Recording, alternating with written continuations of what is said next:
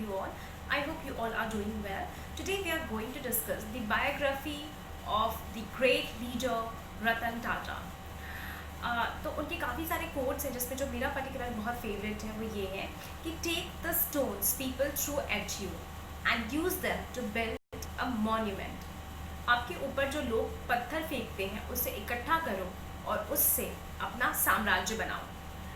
जो great leaders होते हैं वो क्रिटिसिज्म को अपने फेलियर को हमेशा एज एन अपॉर्चुनिटी लेते हैं और उस अपॉर्चुनिटी को पिलर बना के अपना साम्राज्य बनाते हैं, यानी कि सक्सेसफुल हो जाते हैं. तो उनके अर्ली लाइफ के बारे में थोड़ी सी जानकारी ले लेते हैं कि he was born on December 28, 1937 in Surat, India, to Naval Tata and Sonoo. So Naval Tata was the adopted son of Jamshedji Tata's younger son Ratan Tata. Then Jamshedji Tata was the founder of the Tata Group of companies. Ratan Tata has a brother Jimmy and a step brother Noel Tata. So when he was 10, his parents got separated, and thereafter he and his brother were brought up by his grandmother, who is Navaji Bai Tata. तो कई लोगों का मानना होता है कि रतन टाटा जो है वो बड़े घराने से बिलोंग करते हैं, तो ही बॉर्न विथ सिल्वर स्पून. तो ऐसा नहीं है. 10 साल की बहस छोटी से उनमें जिनके माँ बाप सेपरेट हो जाए, उन्हें माँ बाप का प्यार नहीं मिला हो, तो उस बच्चे की मानसिक स्थिति क्या होगी, ये इसको रियलाइज़ करना इम्पॉसिबल है. बट हम लोग समझ सकते हैं कि बेसिक चीज़ें समझ सकते हैं कि लाइफ में माँ बाप का ना होना, दोनों अगर सेपरेट रहे, दोनों का एक साथ प्यार ना मिले, तो बच्चे के मन पे कितना बड़ा असर पड़ता है. स्टिल उनकी जो दादी जी थी वो बहुत ही डिसिप्लिन थी और बहुत ही स्ट्रिक्ट लेडी थी, तो उन्होंने ही इनकी देख रेख की है. और वो हमेशा इनकलकेट करती थी जो भी मॉरल वैल्यूज़ होते हैं, कल्चरल वैल्यूज़ होते हैं, वो उन्होंने रतन टाटा के अंदर डाला. Right. So Ratan Tata started his schooling at Camden School and finished up at Cathedral and John Caton School. After that, he went to study in Cornell University, where he got a BS degree in architecture, architecture and structural engineering in 1962. Right. तो उन्होंने BS की degree वहाँ से ली. Then he went to Harvard Business School for a degree in the Advanced Management Program in 1975. He was in the Alpha Sigma Phi fraternity whilst attending college. So he is a great student as well. जब वो Harvard school में पढ़ रहे थे तो भी वो dependent नहीं थे अपने फैमिली के ऊपर. वो पार्ट टाइम जॉब करते थे, वो रेस्टोरेंट में फूड सर्व करते थे, यहाँ तक कि बर्तन भी उन्होंने धोया है ताकि वो पॉकेट मनी अर्न कर सके.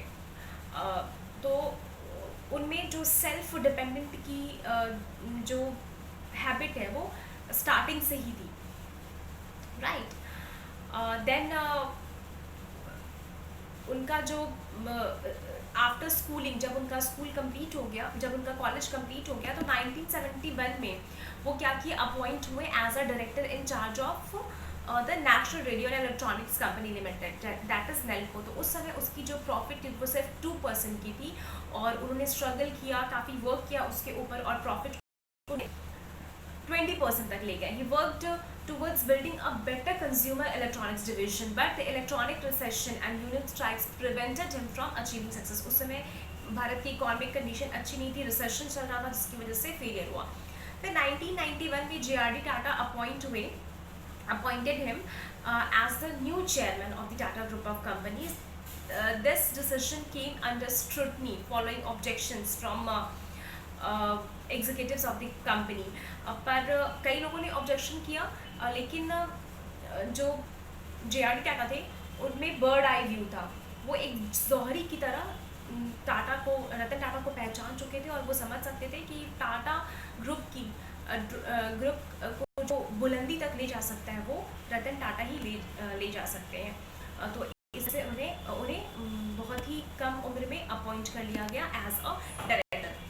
But he succeeded. सब लोग उन्होंने क्वेश्चन किया, उनके ऊपर सवाल था, आप क्यों इसको बना रहे हो, अभी ये उस काबिल नहीं है. But he succeeded in improve financial success of the industries and expanded the growth of the organization under his vision.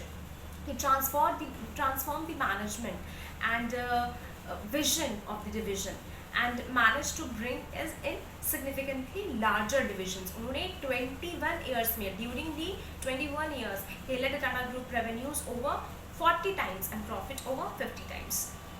Apart from that, he boldly got Tata Tea to acquire Tetley, Tata Motors to acquire Jaguar and Land Rover, Tata steel to Corus, land rover और Jaguar को जो acquire किया, इसकी भी बहुत success की बहुत बड़ी कहानी है. इसके पीछे काफ़ी कुछ छिपा हुआ है. ये जो सुनने में बस एक सेंटेंस लगता है कि उन्होंने अक्वायर कर लिया फोर्ड कंपनी के जागवार को और लैंड रोवर को, लेकिन इसके पीछे बहुत बड़ी कहानी है जो कि मैं कहानी बहुत छोटी सी है लेकिन बहुत इंस्पायरिंग स्टोरी है. उसको मैं स्पेशल वीडियो में ज़रूर डिस्कस करूँगी.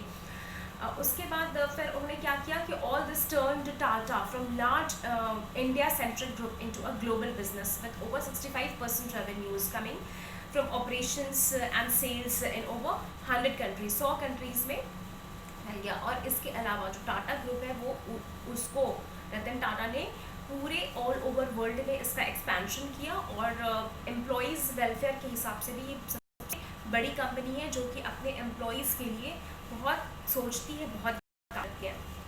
Right. Then he conceptualise the Tata Nano car. ये भी जो टाटा नैनो कार जो कॉन्सेप्ट है वो भी इन्हीं के दिमाग के ऊपर है. हालांकि वो फेल हो गया कॉन्सेप्ट. उसका सबसे बड़ा बेसिक रीज़न क्या था कि जो उनकी यूएसपी थी कि मिडिल क्लास फैमिलीज़ के लिए सबसे कम रेंज का सिर्फ 1 लाख रुपए में कार प्रोवाइड करना, ये सबसे बड़े फेलियर का कारण था. इसके अलावा और भी सारी चीज़ें थी, पर ये पॉइंट भी बहुत क्रूशियल रोल प्ले कर रहा था क्योंकि लोग अपनी ईगो पे ले रहे थे कि नैनो मतलब छोटी सी कार, छोटी मोटी कार.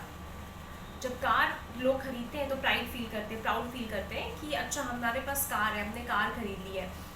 और ये उनके आत्मसम्मान पे लग रही थी कि नैनो मतलब मिडिल क्लास कार, मतलब छोटी मोटी चीज़. तो ये स्टेटस जो बीच में आ गया, यूएसपी जो है इसकी टाटा नैनो की, वही इसके आड़े आ गई. राइट. वो काम यही करते थे लेकिन जब मार्केटिंग जब इसका प्रमोशन हो रहा था तो इस तरीके से नहीं करते तो मे बी इतना लॉस नहीं होता.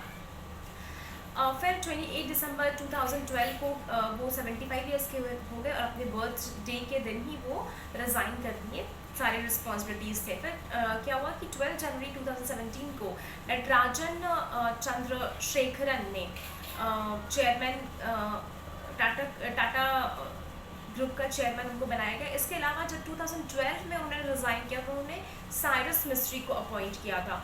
तो साइरस मिस्ट्री ना ही उनके कोई फैमिली के थे, ना ही उनके कोई रिलेटिव थे, ना ही उनके कोई पर्सनल फ्रेंड थे. उन्होंने ये बात प्रूफ करती है कि उनका जो नेचर था वो अनबायस था. वो हमेशा अपने एम्प्लॉयज़ के लिए अनबायस थी कि वो हमेशा अपने ऑर्गेनाइजेशन के लिए सोचते थे कि जो ऑर्गेनाइजेशन के लिए बेस्ट हो आप उसी को रिस्पॉन्सिबल पोजीशन दो. हालांकि फ्यूचर में साइरस मिस्ट्री ने कुछ ऐसा किया जिसकी वजह से उनका फेथ जो था वो टूट गया और तुरंत कुछ सालों में ही उन्हें रिज़ाइन करना पड़ा. उन्हें उस पदवी से हटा दिया गया और फिर चंद्रशेखरन को अपॉइंट किया गया 2017 में. इसकी भी एक छोटी सी स्टोरी है जो कि मैं आपको बताऊंगी. ये काफ़ी चर्चा में रही है, कई लोगों को पता भी होगा कि साइरस ने ऐसा क्या किया जिसकी वजह से इतना फेथ होते हुए भी उनको उस पद से हटाना पड़ा. तो we will discuss in upcoming videos these small things. 2 चीज़ें मैंने बताई है, एक फोर्ड की कहानी और एक ये.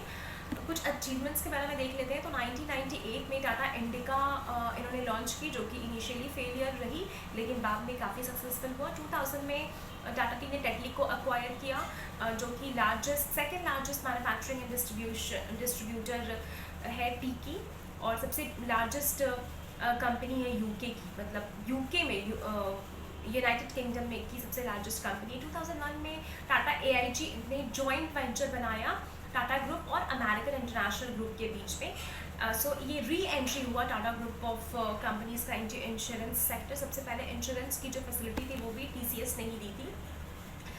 टीसीएस ही फर्स्ट है जो इंडियन सॉफ्टवेयर कंपनी जिन्होंने लॉन्च की जिनका प्रॉफिट अक्रॉस 1 बिलियन हुआ, मतलब रेवेन्यू जो जनरेट हुआ 1 बिलियन हुआ.